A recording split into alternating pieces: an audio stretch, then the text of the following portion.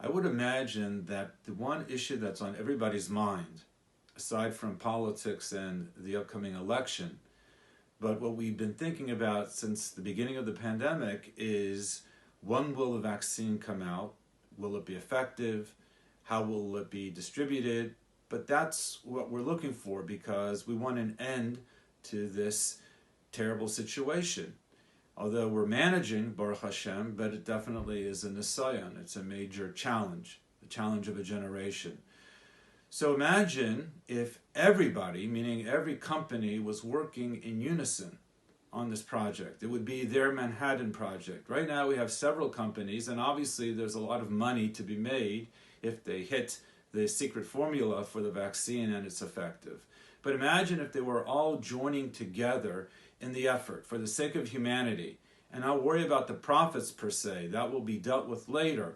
But the greatest minds, the scientists, 24/7 working on the cure to COVID-19.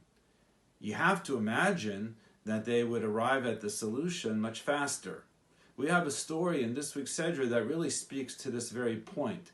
At the end of the Parsha, after the flood, we have the story of Migdal Bavel, the Tower of Bavel. Rav Schwab Zatzal has a beautiful vort.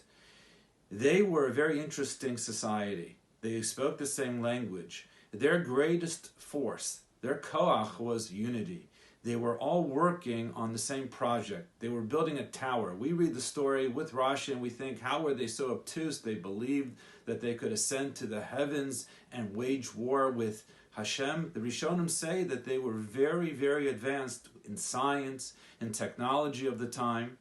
It's not just a pipe dream. They really believed that they could have accomplished something to ascend to the heavens because they were all working together on the same project. Unfortunately, as Rav Schwab points out, because they were using their unity in a negative way, they wanted to wage war, God forbid, against Hashem, so they lost that very cogent power, and they were scattered, and they weren't speaking the same language anymore, and we have a world which is disparate.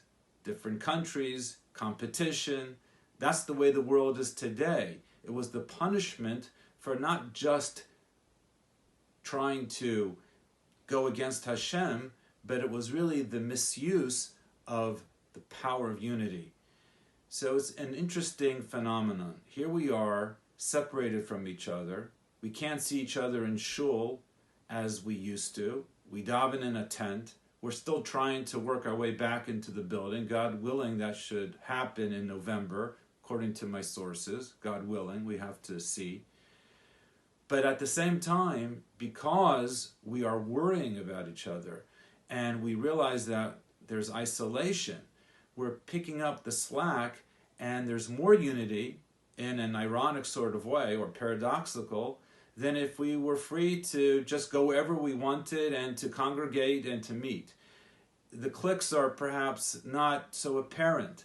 The social climbing isn't happening as much because we're not really getting together, we're not being noticed. So instead, we're aware of each other, maybe not physically connected in the same way, but in our hearts and minds, we're worrying about each other, we're taking care of each other. And that's a tremendous tribute to our community, but it might be, again, talking about the silver linings, one of the benefits, if you will, from this pandemic. And I hope that when eventually the vaccine does come around and it's safe and it's distributed and everybody is able to then somehow live without the fear of contracting the virus, we won't forget what it means to be unified. Unity is a tremendous force, and what can be accomplished through the power of unity is really unfathomable. It's beyond our comprehension. The problem is, so often we're competing against each other.